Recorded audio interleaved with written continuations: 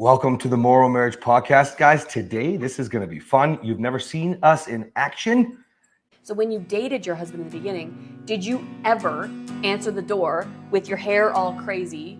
Hey, it's the MorrowMarriage podcast. Today, I have a good one for you. You react, so you repeat your cycle. I'm Cass. And I'm Kathryn.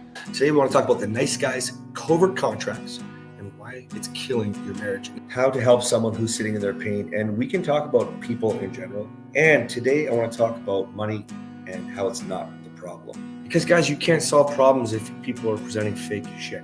We're MorrowMarriage. Let's flip divorce statistics with the new marriage. And to be honest, all of the systems that we've created, we've either adopted and modified a little from each other, the things that because we created a lot of our own systems and tools. Okay. So if I created my stat response training, for example, I give that to Kathryn. She's like, ooh, I like that. And she puts her own spin on it a little bit. And actually that one there, to be reasonable, to be fair, I got a lot of that idea from you. It's how I learned girls. Oh yeah, that's fun, true. Right? I came up with it. I just didn't coin it. She didn't make a system. No, I created the stat response. He named it and taught it. The letter A in stat is adventure. And that's how Kathryn would pull me out of my bullshit sometimes. She would just say something and make me laugh, right? Sometimes it'd be just super simple. Like, hey, I fucking love you. And I would just burst out, like, how do you scream at somebody calling your names? And she's just like, hey, I fucking love you. So I teach stat response to men now, and we follow the STAT acronym just to respond and not react. And the A is for Kathryn. Basically. Yeah. And so, so I created like the rejection ladder, all these different things. And I even use the love languages, the 5 love languages, and I call them the real 5. And I stack them, show you how to use them more for inspiration, for flirts, for dates, for all kinds of adventures, whatever. But the point is, they're always in our mind. And a lot of you guys have read the 5 love languages. List them off, baby. Words of affirmation, quality time, gifts, Acts of service. My favorite. Physical touch. Okay. So when you understand them like if you can reach your partner in the way that they like to be. Like Kathryn, when she tells me she's proud of me, she touches my face. Physical touch was the last thing that I named off because it's not my love last language. On our list, I have right? to practice. Okay. So I wanted to do something fun with Kathryn today. I wanted to talk about creating the 6th love language. Now, this is going to be a bit of a debate potentially, because it might have to be creating the 6th and 7th. We'll see what we do here. But I dare say that at least one, mine, is going to be number 1 on everyone's list. Bold claim. Okay, I have to stop you because I don't know where his mind is. But the other day, I said I like to just hang out next to him. I've said this a lot of times. Yep. And so I said, what do you call that? That's actually my love language. Like, I don't actually need the quality time. I don't need the physical touch. I don't need any of those things. I like gifts though, P.S. Yep. I know. But I said, what I really need is I just need to be, I like to be in the same house. I like to be sitting next to you. Sorry, my nose is itching my nose. I said, what do I call that? And I said, proximity. My love language is proximity. I believe I said proximity. I don't think that's yes, true. It's so true. I got it from maybe. Brian Mark.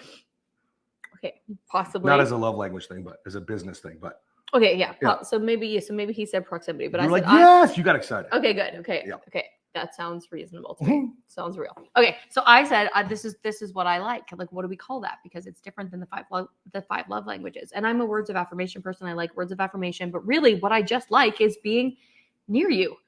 So he named it proximity. So I said, let's do a podcast episode on this. The reason that he said you're gonna see us in action is because I saw the name of this and it was different a couple of minutes ago, and we almost got into a debate, and then we said, stop, let's do this live on the podcast. So here we are creating the 6th, potentially 6th and 7th. This is where the argument came from, because I said 6th and 7th. He said, no, they're the same. And I said, no, they're absolutely not. I think so they you are. get to see us argue. Okay. So proximity from Kathryn. I'm going to say safety. Okay. And the reason why I'm bold enough to say that safety is the top love language for absolutely every person is because you can't be on eggshells. It means you're not unapologetically yourself. You can't be worried about the fight. You can't be worried about if we're having sex today. You can't be afraid to have a kiss, to talk about a hard conversation, anything like that. You need to be safe. And in order to be safe, we can now talk about proximity. Because you see, Kathryn my beautiful and brilliant wife, she does like to be, she could do whatever work she has to do. Excuse me, we just ate, sorry. And so she's sitting next to me. Maybe we don't talk. Comfortable silence, not awkward silence. Okay, that could be driving. We took the kids to daycare. I feel like that's what you said. Comfortable silence. We said that a few times now. It's come up. It's something you got on a podcast. It came up. No, but I mean, I feel like I said proximity and you said comfortable silence. I think it's all the same. He doesn't want to argue with me.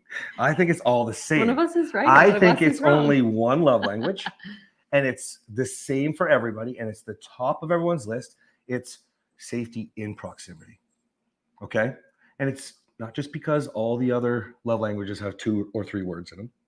Okay, it's because you can't have proximity Gifts? if you're not safe. That's gift giving, and or giving gifts. Gift getting is the love language that you understand. That's just not how it's written down. So I believe that we need to all embrace this. Okay, you must have safety in proximity, because forget just like Kathryn's description of being able to just be in the same room. Okay, being comfortable in silence. Okay, I'm saying no eggshells. I'm saying when you're having a hard conversation. I'm saying all of that. All of that is in proximity. If you're doing it through your phone, you're an idiot. Stop texting. Okay, that's not getting you through hard conversations, but that's still proximity because you're still interacting. And if you're not safe in that, where you can be yourself authentically, where your partner can rely on you and trust you, that you're not going to lose your cool in your emotions, what do we all feel when that happens? Safe. Exactly. Ding, ding, ding, ding. He's got ding. a point there, ladies and gentlemen. Thanks, baby cakes. So if you can embrace this, that Gary Chapman, if you ever listen to this, I love your work. I've twisted it. I'd love to have a debate with you one day, but I'm going to say you missed the mark, because nobody is even addressing any of the other love languages when they don't feel safe. They're doing it in an unsafe way. Go back to the pedestal episode. Okay. So if you think about how Kathryn does like gifts and words of affirmation, if she doesn't trust my words because I've called her a name in a past fight, I have a reel that went mega viral maybe a year ago that was like that. It doesn't matter if you don't call her a bitch the last 3 fights. How many times did you call her a bitch before? It means affirmation. When I say I love you, you're just such an intelligent, beautiful woman. I love your mood. However, I dove into that. I love your mood. I love your mood. Okay. How could that possibly ever affect her? Meaning, Gary, I love you, Mr. Dr. The Chapman. umbrella is safety. That's right. So Love language is proximity, though. Still, I'm just gonna fight you. I'm not accepting it yet. We can listen to your side of Zach. So I just want to cover Mr. Chapman, Dr. Chapman here for a second. Like, it's not that I disrespect your work. Of course, I love it. What I'm saying is I think you missed the mark, because I know your argument could potentially be, well, yeah, of course we have safety, but now we can do the love languages. That's just a separate thing. No, absolutely everybody feels love and validation and appreciation and respect. And then all those other love languages when they feel loved by the first one, when you're safe enough to be yourself and safe enough, you can trust that that love is real. What do you think? Well, I think that it's very smart. Thank you. Yep, I think it's very good. I kind of think, though, that it's not a love language. Like, I don't feel loved when I feel safe. I just feel safe. Mm-hmm. You're right, though, that I won't be able to feel any of the other love languages if I feel unsafe. But the absence of safety takes away the love languages, where the presence of safety allows the love languages to thrive. Okay, that's my argument for that Gary would say to me, right? Right, I'm Gary right now. Yeah, that's right. You're welcome, Gary Chapman. I'll be you. Okay, question. Yes. Okay. So if we know then, what's the go-to line, right? Like, if you remember, you said to me, if you don't yell, I'll be happy. If you don't yell, I'll love you. If you don't yell, I'll want you more. Okay. So would you not argue that in the safety, in the trust of knowing that you did feel loved? When you stopped yelling, did I act loving? Yes. That's what I'm getting at. But you did feel love, right? You are more likely. You can feel it in the absence of an unsafe feature. You can feel the things that cause you to feel love. Let me ask it differently. I'm going to give you the same answer. But go ahead. No, hold on. Okay. So if you think about it, okay, forget feeling loved in safety. I want you guys to think about feeling unloved in no safety. Okay. So if I'm not safe, I'm not feeling loved. Mm-hmm. I'm with you. Okay. Therefore, safety is love language. You do feel loved when you're safe. So do prisoners, when they feel safe when they're behind bars, do they feel loved? See, she's good too. Fuck, she's brilliant. Okay. Let me think about this. Do they feel loved? Well, No, because it's not their love language. Could be an answer there. I'm just helping you out. well, they'd be getting the wrong kind Maybe of gifts. physical touch is their. They'd be getting the wrong kind of gifts and physical touch in there. That's for sure. I don't think it's the same analogy. So I completely understand what you're saying, and Okay. I think that it's very good. I don't think safety is a love language. I think safety is a necessity. Love, you can be alive without being loved, and I think that you cannot potentially be alive without being safe. That's smart. That's intelligent. Okay. I don't think I'm winning this here.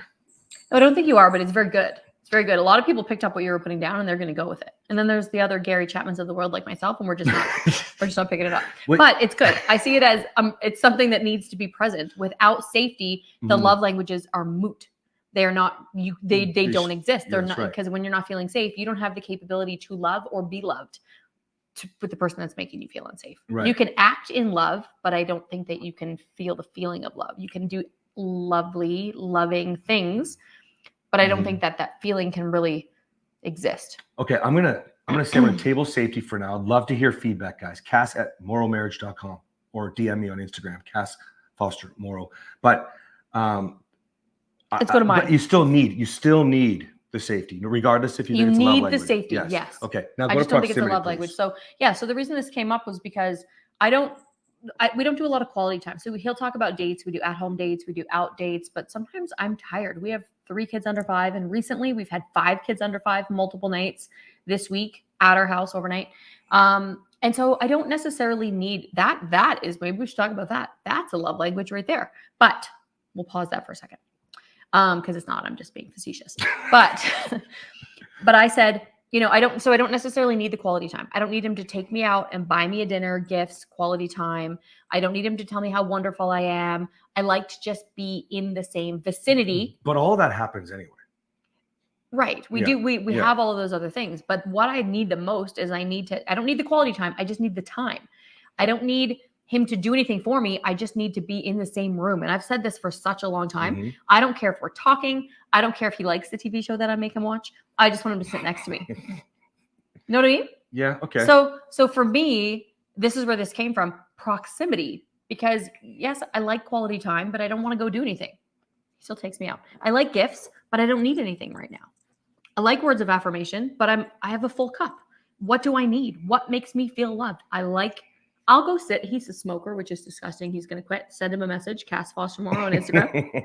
I will go sit next to him in a chair outside, sweating in the heat, sniffing in all of his cigarette smoke because I want to be close to him. I'm on my phone. He's on his phone. We're both on my phone. I almost said we're on our phones. I just want to sit. Not texting each other. We're working. That'd be funny though. I just want to be near him. So I feel loved being close to my husband.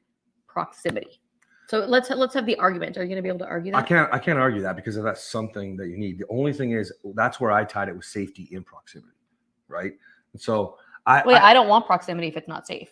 Again, it's agreed. like the umbrella of the Agreed. love languages is safety. Okay. I'm gonna have to give this to you because if that's how you genuinely feel loved, Ding, ding, ding. then He did that earlier, so I was doing it. Okay, so I lost this, I think, but maybe your support and you tell us your opinion because we are creating it on the fly. Can you make it an educated opinion though? Yeah, that's true. Yeah, don't just like fluff. Yeah. Yeah. I'll be the only fluffer in this equation. You got that right. We're gonna be doing that real soon. See you guys later. Bye.